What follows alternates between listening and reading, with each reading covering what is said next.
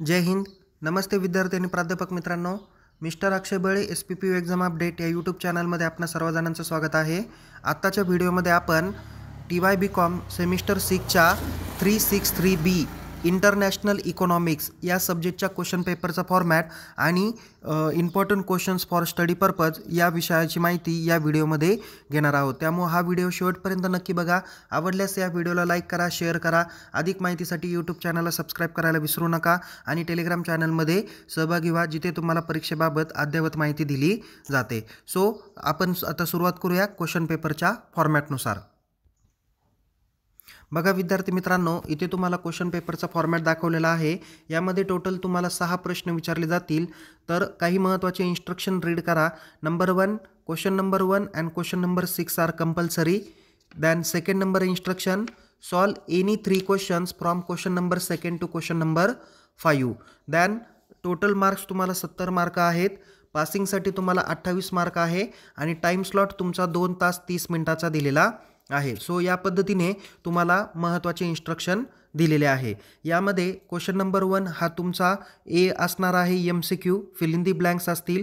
तुम्हाला टोटल 6 किंवा 7 दिल्या जातील. त्यापैकी कोणत्याही 5 MCQ सॉल्व करायच्या. सर्वच्या सर्व सॉल्व केल्या तरी काही हरकत नाही. त्यासाठी तुम्हाला 5 मार्क्स आहे. क्वेश्चन नंबर 1B हा तुम्हाला मॅच द फॉलोइंग पेअर्स आहे. यासाठी देखील तुम्हाला 5 मार्क्स आहे. म्हणजे क्वेश्चन 1साठी तुम्हाला 10 मार्क्स दिलेले आहे. क्वेश्चन नंबर 2, 3, 4 आणि 5 हा तुम्हाला ब्रॉड क्वेश्चन्स असणार आहे. यामध्ये तुम्हाला 4 पैकी कोणत्याही 3 ब्रॉड क्वेश्चनची उत्तरं लिहायची आहे. त्यासाठी प्रत्येक ब्रॉड क्वेश्चनला 15 मार्क आहे. 3 इंची उत्तरं लिहिली तर 15 त्रिक 45 मार्क्स तुमचे होणार आहे. आणि क्वेश्चन नंबर 6 जो काही आहे तो राईट शॉर्ट नोट्स आहे, ज्यामध्ये तुम्हाला 5 शॉर्ट नोट्स दिल्या जातील. त्यापैकी कोणत्याही 3 शॉर्ट नोट्स तुम्हाला लिहायच्या आहे. एका शॉर्ट नोट्सला 5 मार्क आहे. 5 त्रिक 15 मार्क तुम्हाला या ठिकाणी भेटून जातील. बघा विद्यार्थी मित्रांनो, या ठिकाणी क्वेश्चन नंबर 1ला तुम्हाला 10 मार्क, क्वेश्चन 2 ते क्वेश्चन 5मध्ये तुम्हाला 3 प्रश्न सॉल्व करायचे, म्हणजे 15 त्रिक 45 मार्क्स. आणि क्वेश्चन नंबर 6ला तुम्हाला 15 मार्क्स आहे.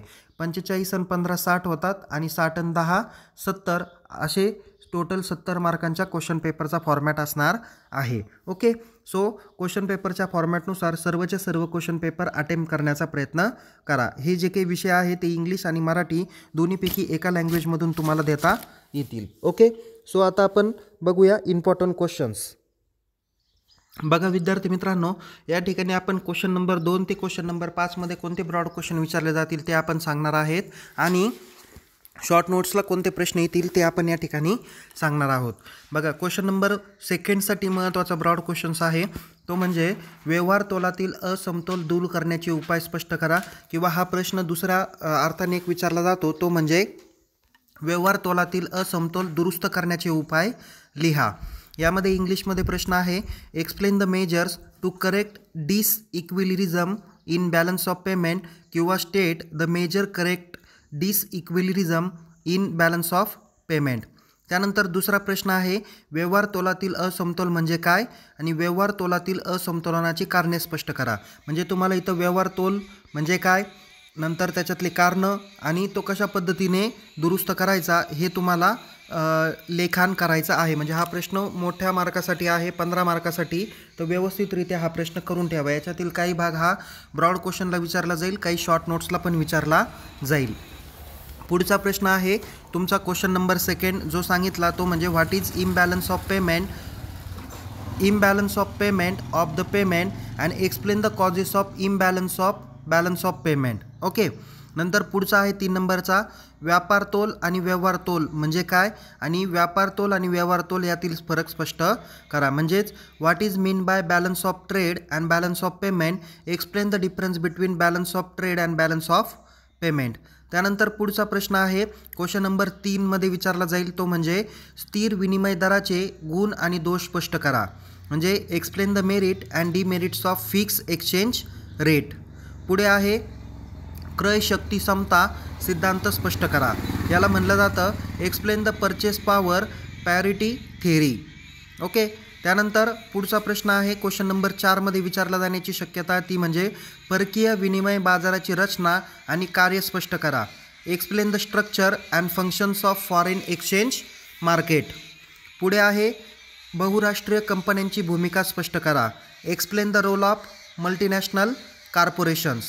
त्यानंतर क्वेश्चन नंबर 5 मध्ये विचारला जाणारा प्रश्न किंवा 4 मध्ये श्रमाच्या स्थलांतरणाचा अर्थ सांगून त्याची कारणे आणि परिणाम स्पष्ट करा. एकदम महत्त्वाचा प्रश्न आहे तो. शॉर्ट नोट्सला विचारला जाईल, नाहीतर ब्रॉड क्वेश्चनला तर डेफिनेटली असतोच. What is meant by labour migration and explain the causes and effects of labour migration. त्यानंतर क्वेश्चन नंबर 5 मध्ये बौद्धिक निस्सारणाची संकल्पना सांगून बौद्धिक निस्सारणाचे परिणाम स्पष्ट करा. State the concept of brain drain and write the effect of brain drain. त्यानंतर क्वेश्चन नंबर 5 मध्ये जागतिक व्यापार संघटनेची उद्दिष्टे आणि कार्य स्पष्ट करा. Explain the objective and functions of world bank किंवा वर्ल्ड ट्रेड ऑर्गनायझेशन. त्यानंतर आंतरराष्ट्रीय नाणेनिधीची कार्य आणि संघटन स्पष्ट करा. Explain the details in the functions and organisations of IMF, ज्याला इंटरनॅशनल मॉनिटरी फंड असं म्हटलं जातं. आणि शेवटचा प्रश्न आहे बहुराष्ट्रीय महामंडळ म्हणजे काय आणि बहुराष्ट्रीय महामंडळाची भूमिका स्पष्ट करा. हा ब्रॉड क्वेश्चनला क्वेश्चन नंबर 5 मध्ये विचारला जाणारा प्रश्न आहे. Explain the multinational corporations and state the role of multinational corporations. Short नोट्सला तुम्हाला 5 शॉर्ट नोट्स विचारल्या जातील. त्यापैकी तुम्हाला 3 शॉर्ट नोट्स लिहायच्या आहेत. त्याच्यातील पहिली शॉर्ट नोट्स आहे श्रमिकांचे स्थलांतर, त्याला आपण म्हणतो लेबर मायग्रेशन. पुढे आहे विदेशी विनिमय बाजार, ज्याला म्हटलं जातं फॉरेन एक्सचेंज मार्केट. तिसरा आहे व्यवहार तोलातील असमतोल, त्याला disequilibrium in balance of payment. परकीय विनिमय दर निर्धारण, हा महत्त्वाची शॉर्ट नोट्स आहे, त्याला म्हटलं जातं determination of foreign exchange rate. त्याच्या पुढची पण आणखीन महत्त्वाची शॉर्ट नोट्स आहे रुपयाची परिवर्तनीयता, त्याला आपण कन्व्हर्टबिलिटी ऑफ रुपी म्हणतो, म्हणजे रुपये कन्वर्ट करणं, त्याला रुपयाची परिवर्तनीयता असं म्हटलं जातं. पुढे आहे परकीय विनिमय बाजार फॉरेन एक्सचेंज मार्केट. तुम्हाला खूप सारी माहिती या ठिकाणी लिहिता येईल. पुढचे आहे बौद्धिक निस्सारण, त्याला आपण ब्रेन ड्रेन म्हणतो. पुढे आहे थेट विदेशी गुंतवणूक, त्याला FDI म्हणजेच फॉरेन डायरेक्ट इन्व्हेस्टमेंट. त्यानंतर आंतरराष्ट्रीय नाणेनिधी IMF, त्याला इंटरनॅशनल मॉनिटरी फंड म्हणला जातो. पुढे आहे जागतिक व्यापार संघटना WTO, नंतर जागतिक बँक वर्ल्ड बँक आणि सार्क, ब्रिक्स, मल्टीनॅशनल कॉर्पोरेशन्स. नंतर युरो डॉलर बाजार, हा एक महत्त्वाचा आहे ERO डॉलर बाजार, युरो डॉलर बाजार. आणखीन व्यवहार तोलाचे चालू आणि भांडवली खाते, current and capital account of balance of payment. So एवढे महत्त्वाचे शॉर्ट नोट्स तुम्हाला मी दिलेले आहे. यापैकी कोणत्याही 7 शॉर्ट नोट्स करून ठेवा, जेणेकरून तुम्हाला त्याच्यातले कोणत्याही 3 शॉर्ट नोट्स तुम्हाला लिहिता येतील. सो या पद्धतीने काही महत्त्वाचे प्रश्न आपण या ठिकाणी सांगितलेले आहे. सो पुन्हा भेटूया एका नवीन विषयासह, नवीन व्हिडिओसह. तोपर्यंत तुम्हाला येणाऱ्या परीक्षेसाठी खूप खूप शुभेच्छा.